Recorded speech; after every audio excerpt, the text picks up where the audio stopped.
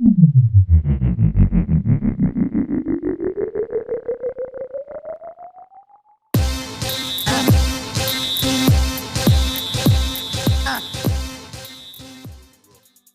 France recevait les Pays-Bas au Stade de France ce vendredi pour les qualifications à l'Euro 2024.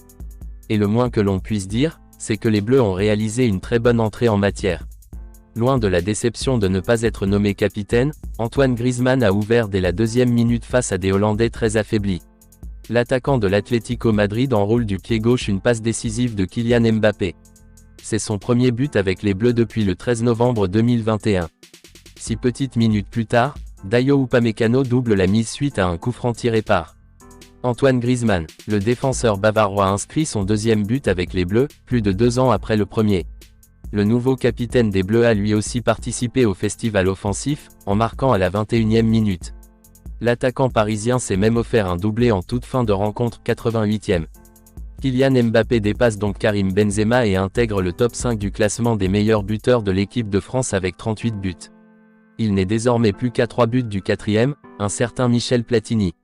À l'entrée du temps additionnel, Khéphren Thuram a honoré sa toute première sélection avec l'équipe de France à 19 ans après son père Lilian et 3 ans après son frère Marcus.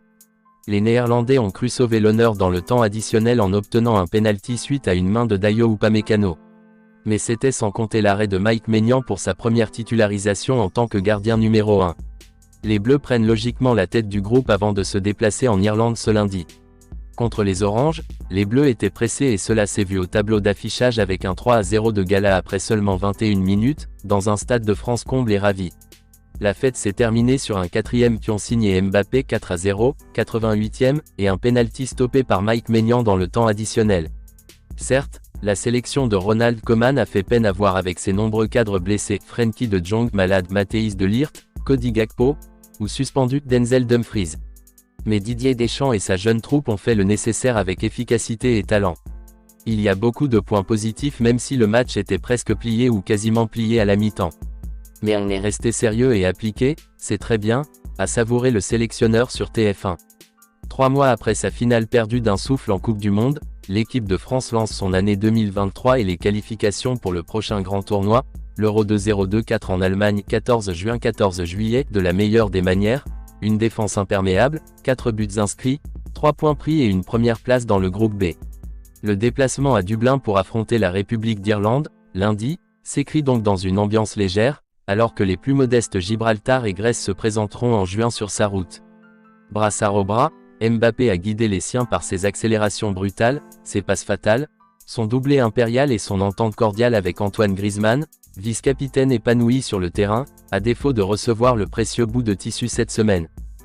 Jeunesse au pouvoir. Comme un symbole, le milieu de l'Atlético Madrid a soulagé sa peine sur une offrande de Mbappé qui, sur l'occasion, a fait mine de frapper pour mieux le servir, 1-0, deuxième.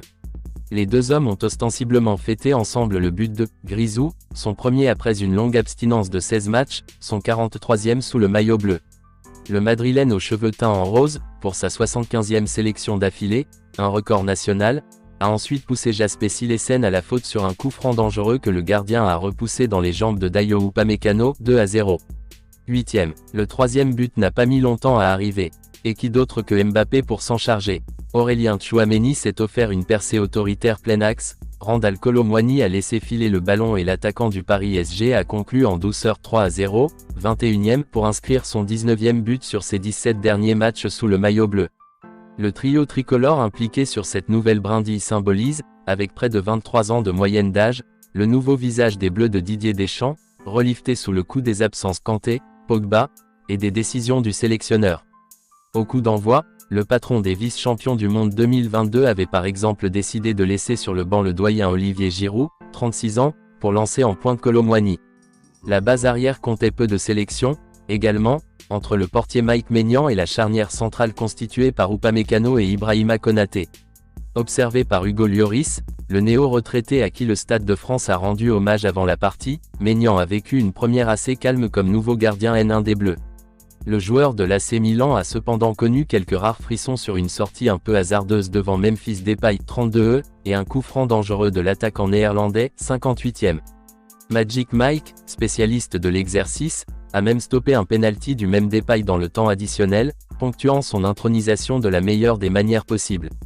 De quoi combler le Stade de France et ses quelques 77 300 spectateurs.